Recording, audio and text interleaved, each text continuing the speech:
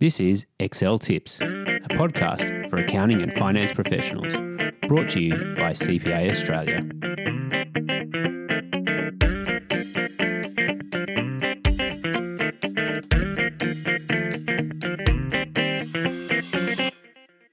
Welcome to the Excel Tips podcast. My name is Neil Blackwood, and in this episode, we're going to look at some handy Excel shortcuts. Some of the biggest productivity gains are with those tasks that you perform frequently. So the small savings add up during the day. Now, although these tips are for Excel, many of them will work in Outlook, Word, and PowerPoint. So don't be afraid to give them a go in those other apps. Now, there is a companion video for this podcast, and it goes through all of the shortcuts, and you can see how to apply them and how they work. So feel free to check out the In the Black website and check out the companion video. I thought I'd start with selecting files and folders. So that's something you do sort of all day, every day. And there are a number of shortcuts that are built into Excel, and you can use those to make the process of selecting files and folders a lot quicker. So the first one is pinning files to the top of the list. So when you go into the File ribbon tab, it opens up on the Recent list. So these are all the files that you've had open recently. Now you can point to one of those and you'll see a little pin icon on the right-hand side. Now you can click that pin icon, and what that does is it pins the file to the top of the Open list, because there's an Open option in File, and that list has all of the pinned files at the top, and then all of the recently open ones listed below. And so what you can do is you can have all of your commonly used files pinned to the top of the list, and then all of the recent ones underneath that. Now, obviously, you don't have to leave them pinned. You could pin some of the files there just for a project because you're going to it regularly. And then at the end of the project, you can unpin it. So if you click the pin icon again, that will unpin it from the list. Now, the same functionality also works for folders. So there is a folders option in Open. And again, you can have your commonly used folders pinned to the top of the list. Folders and files are what we work in, and so being able to access them quickly can save you a lot of time. In terms of folders, there is another option that you can use when you go to Browse. So there's a Browse option which then lets you get to your folder structures and all of your drives, etc. There is something called Quick Access. So this opens on the left-hand side of the screen, and pretty much any folder you can add to that quick access list as well. Now, this can be used across Word, PowerPoint, Outlook, things like that as well. So it's actually built in, I think, to the file structure. So when you're opening files normally using Explorer or something like that, the quick access is always listed on that left-hand side. So it's a similar thing. You right-click on a folder, and there's an option to pin to quick access. So it's towards the top. So right-clicking is another shortcut that we'll mention later. When you right-click things, you get a what's called a context-sensitive menu pop-up. Towards the top of that, when you right-click a folder, one of the options is pin to quick access. So the quick access is the listing on the left-hand side of the screen. So that's files and folders. So some easy and quick ways to access the ones that you use frequently. Now, there is another quick access feature that's worthwhile using in Excel, and it's called the Quick Access Toolbar. So when you install Excel, the Quick Access Toolbar is situated above the ribbon. So it's in that green area for the where their file name is. Now, I don't personally like it there, so if you right click that, so it's going to be in the top left corner of the screen. It'll probably just have a couple of icons if you're not using it there, and you can right click it and there's an option to show it below the ribbon. Now that's where I tend to use it. So any of the icons from any of the ribbon tabs, you can add to the quick access toolbar, which means you can access them a lot quicker.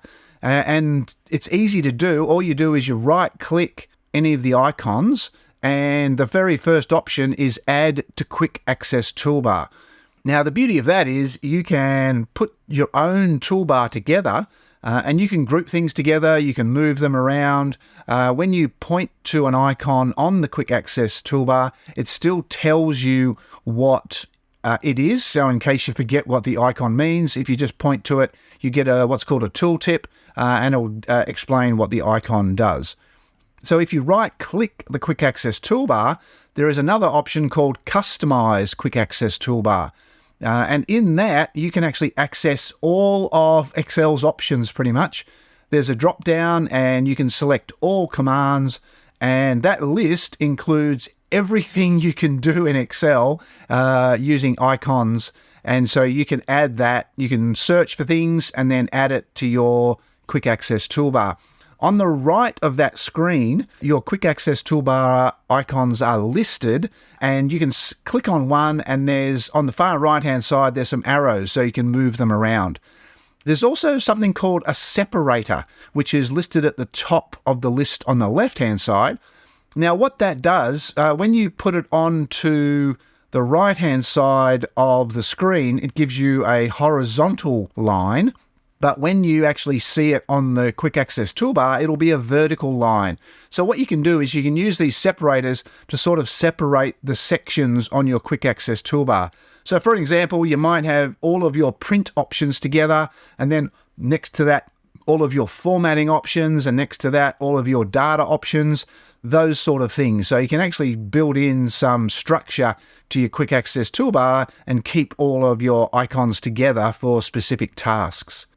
When you do make a change, always remember to click the OK button. Otherwise, it gets lost. Something else you can add to the quick access toolbar are macros. So if you use macros, you can create a button on the quick access toolbar to run those macros.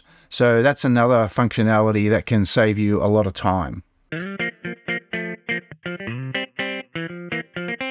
Okay, let's talk about keyboards. Laptop keyboards are famous for being sort of cut down in terms of they don't have all of the keys. Sometimes you can't access your function keys because you've got to press another FN key to access function keys, things like that. And one of the first things that they take off a laptop keyboard tends to be the numeric keypad on the right. Sorry, I like having that keypad there. Now, if you don't have it on your laptop, so I'd recommend buying a cheap full-size keyboard that you can just plug in via USB, or if you want a wireless one, you can do that as well.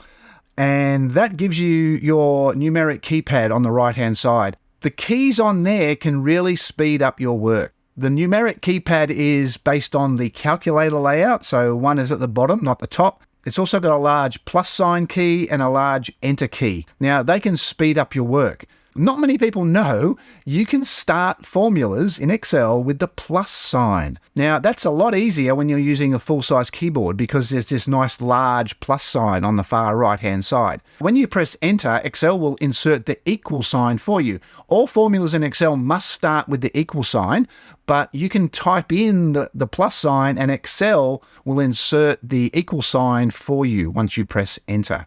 As well as the plus sign, the minus sign, the divide sign, and the little the asterisk or the multiplication sign are there as well. So all of the standard operators for your mathematical calculations are on that numeric keypad. So highly recommend using a full-size keyboard, especially if you're on a laptop. It can really speed up your work. Speaking of keyboards, let's talk about keyboard shortcuts. Now, Excel's got lots of them, so I'm going to cover quite a lot of keyboard shortcuts. Everyone uses Excel slightly differently, so just pick up the ones that you think you can make use of, start using them. The quicker you use them, the quicker they become second nature, and you don't even need to think about them. So keyboard shortcuts can save you a lot of time because they can, in a lot of cases, using the keyboard can be quicker than using the mouse. So let's start. We'll start with the F4 function key. If you're on a laptop, as I mentioned earlier, you might need to press another key to access your function keys. The F4 function key allows you to add the dollar signs to cell references and range references when you're creating a formula or editing a formula. So all you do is you click next to the reference, you press the F4 key, and Excel will automatically insert two dollar signs. So a dollar sign on the column number and a dollar sign on the row number. Now this is called a fixed or absolute reference. That reference won't change as you copy the formula around. If you press the F4 key again, it'll take the dollar sign off the column reference and leave it on the row reference. If you press the F4 key again, it will then move the dollar sign in front of the column. And if you press the F4 key again, it'll remove the dollar signs and go back to what's called a relative reference. So there's no dollar signs in there. Now, one way to remember the F4 key is that the number 4 key has the dollar sign above it. So the F4 key can speed up putting the dollar signs in there. You get used to how many presses are required because that sequence that I explained is repeated. So you can get used to pressing it twice, 3 times, however many times you need it to get the dollar signs that you require so that you can copy the formula down and across.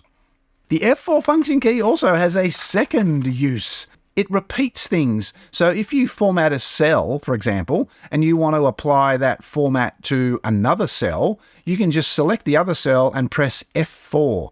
So the F4 repeats the last action that you did. It doesn't do everything, but it does most things. So give it a go. So F4 will repeat what you did last. It typically works pretty well with formats and things like that. Okay, the F9 function key. Now, typically that's used to do a calculation. So if someone's turned calculation off in a file, you can press the F9 function key to force a calculation. But the thing that I tend to use it for is when I'm editing or looking at a formula and trying to figure something out about a formula, what you can do is you can highlight part of the formula and press F9. And if that part of the formula can be calculated, what Excel does is it returns the result in the formula bar, so you can actually see what the result is. So this is a good way when you're trying to find errors and pick things up like that, you can use the F9 key within the formula bar to track errors and see the results. Now, when you do use the F9 key, always press the escape key because otherwise the numbers that it tells you stay there. And so it sort of stops the calculation almost, if you like, because the number that has been displayed will stay in the formula, which is not what you want. So always press the escape key to get out of the formula there, and that puts the formula back to the way it was.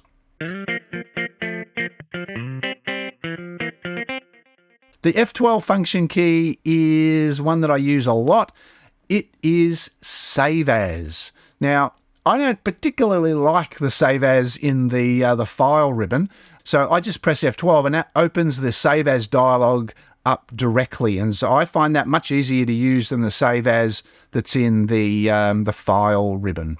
And again, that will work in Word and PowerPoint and Outlook. The reason I use F12 quite a bit is that I do use a lot of versions when I'm building models.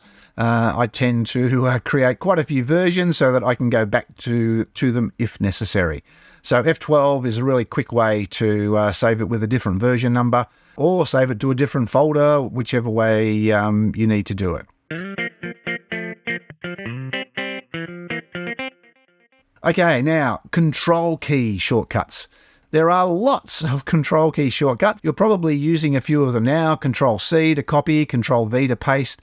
They're the standard ones. I'll take you through a few other ones that you might not be aware of. If you've got a large range selected, one of the useful control key shortcuts is holding the control key and pressing the full stop. Now what that does, that will take you round the corners of the selected range. Now, as I mentioned, if you have a large range selected, this can give you a feel for how big it is and where it is and what's around it.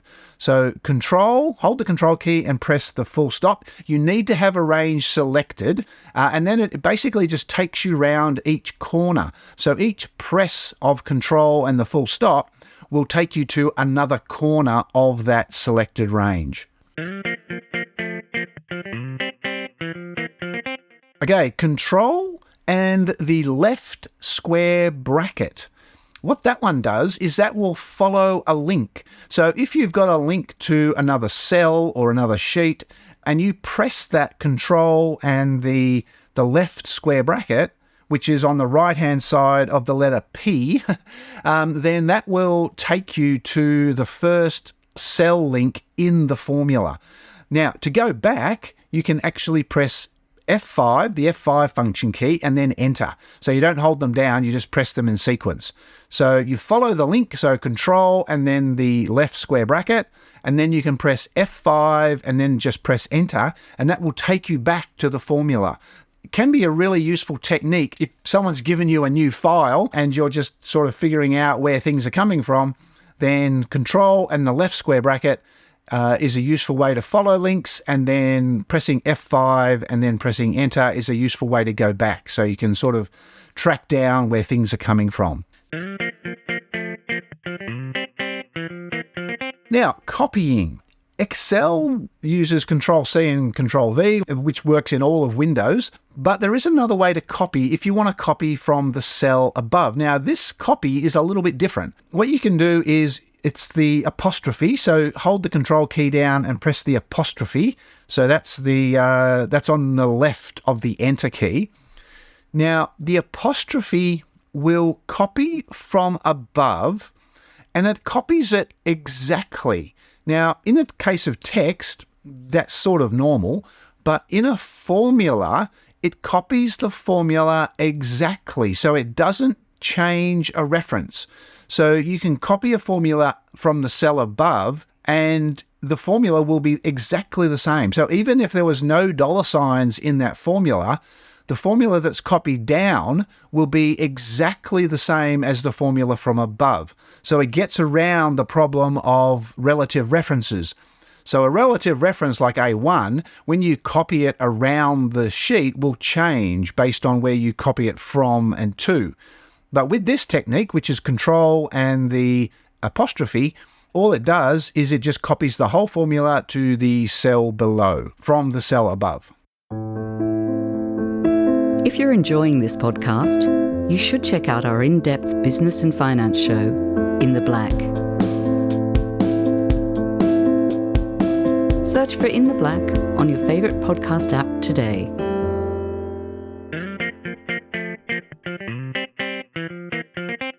Another one that is a useful one is Control and the semicolon. That will enter today's date. And it's a data entry, so it won't change.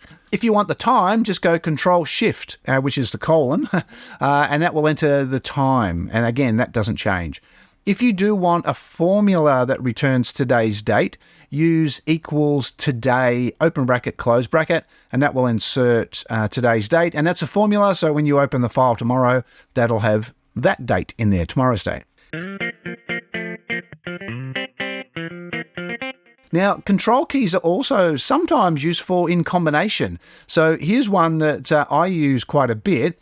Control-S I use to save the file, and there's also a Control-W to close the file. So what you can do is just hold the Control key down, hit the S, and then hit the W. And what that does is that saves the file and closes the file. So, and S and W are right above each other. So they're close, and they're also close to the Control key. So Control-S, keep holding the Control, and then hit W, and that will save and close the file. And it doesn't close Excel, so Excel stays open.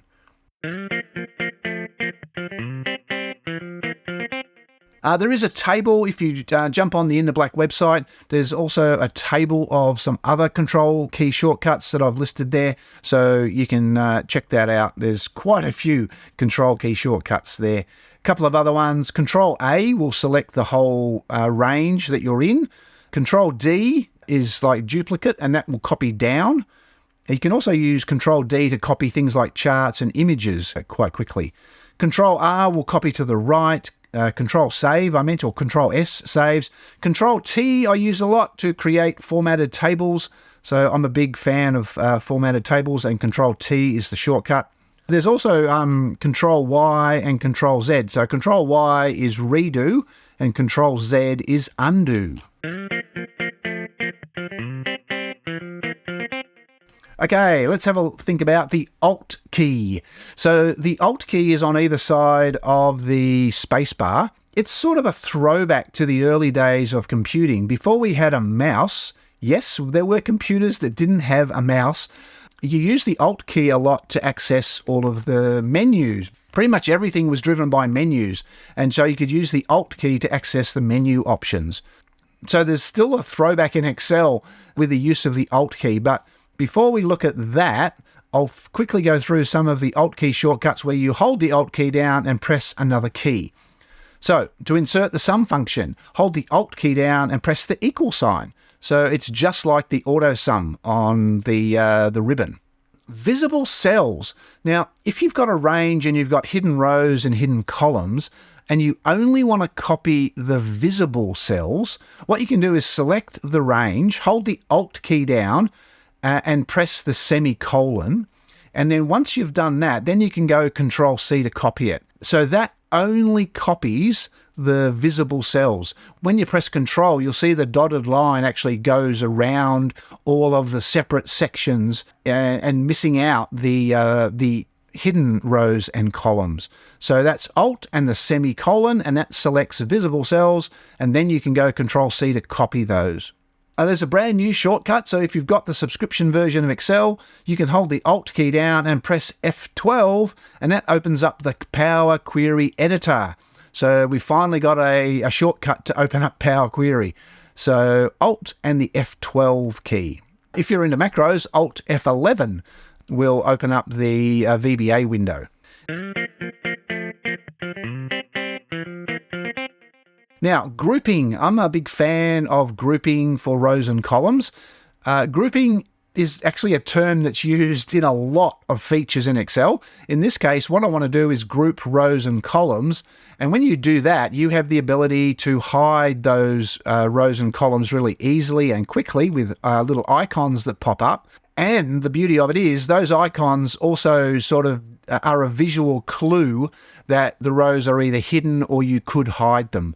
So I like grouping rows and columns so that you can hide the rows and columns quite quickly. The shortcut to do it, to actually apply the grouping, is you select the range first, and then you hold the Shift and the Alt keys down and press the right arrow key. So Shift, Alt, right arrow, that applies grouping. If you want to take it off, just Shift, Alt, and the left arrow will take the grouping off for you. Now, what I wanted to look at now was what's called the Alt key sequences.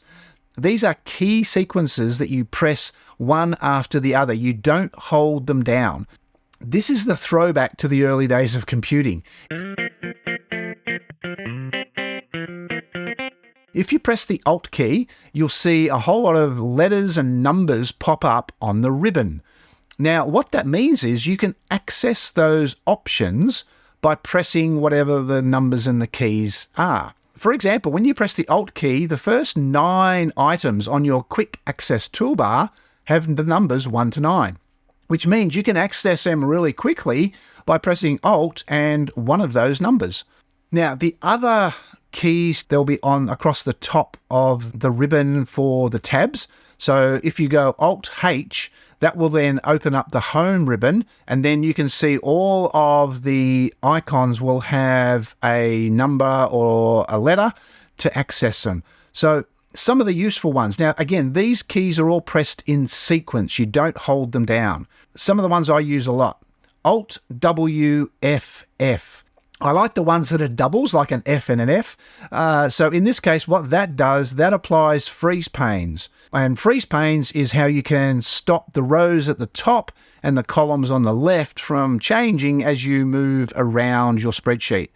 So freeze panes is the best way to do that. There is another option that does that, but it has a few issues. So always use freeze panes to lock in the rows at the top and the columns on the left. By the way, that's nothing to do with the print titles, which is a totally separate issue. So this is only for like navigating around the spreadsheet. And also that one's a toggle. So that will turn off freeze panes as well as turning it on. So you just, once you apply it, you can then take it off by pressing the same sequence, Alt W F F. Another one I use a lot is the shortcut to remove filters from a filtered list. It's Alt-AC. Again, just pressed in sequence. And AC are quite close, so it's quite quick. Another one is pasting values. Alt-HVV will paste values.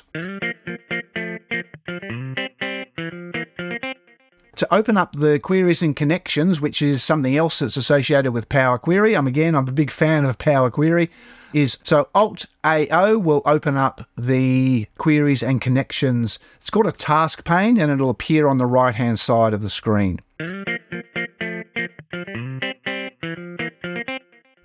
And another one, this one here is a little bit different in that it's actually a throwback to Excel 2003. Microsoft tends to be backward compatible, and there was a shortcut to open up the data validation dialog, and that keyboard shortcut is Alt-DL. So that will open up the data validation dialog for you.